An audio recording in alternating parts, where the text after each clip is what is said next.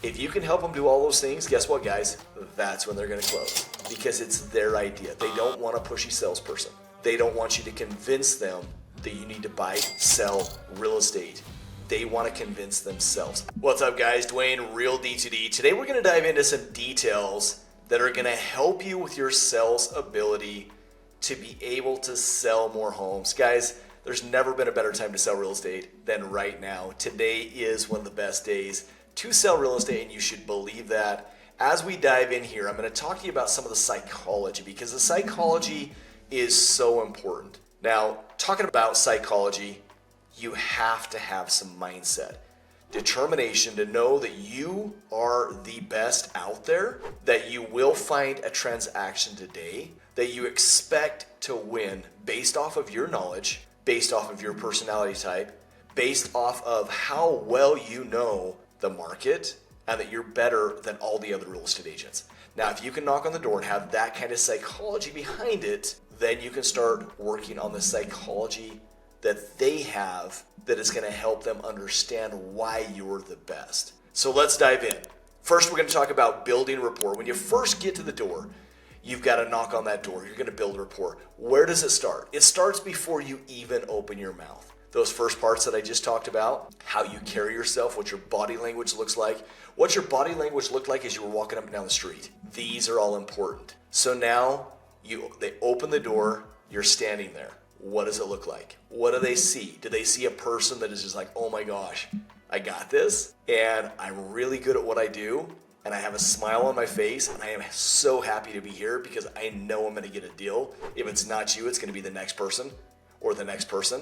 And do I start building rapport right there? If you're not, you're missing the boat. Second, now we need to start building rapport by being brief, connecting with them, realizing they don't want you to sit on their doorstep and talk about the weather, about the politics, about anything else out there. They want you to be brief. They want you to get to what you're doing, why you're there, what's in it for them, what's in it for you, and connect. So start building that rapport that way. Hey, Duane, I work for a real broker. Did your neighbors tell you he's going to stop by and see you?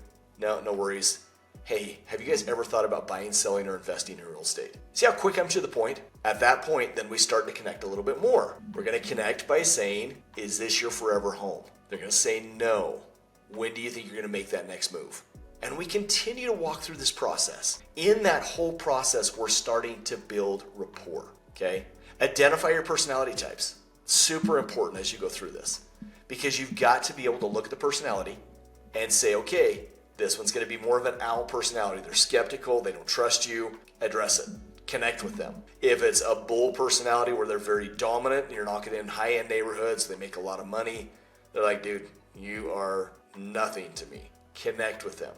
Connect with them a different way, okay? So identify your personalities. Also identify if you've got a personality trait which is going to be crazy talkative. You're going to have to control that conversation so that you're not there for 5 hours. So as you start to build rapport, asking all these questions and then giving statistical data, such as what the market's doing, you should have a lot of statistics that you can give to help them understand and know where the market's headed after you ask some of your questions. So this is essential for you to be able to get where you want to be at, moving into those next chapters. Because the next chapters is where we start to gain emotional and logical intelligence from your clients. So as we start getting deeper and deeper into the emotional side and the logical side, number one, the emotional side is going to be, we want to buy a house and we want our family to be in there and we want it to be safe and we want to build memories there and we want this and this and this for our families.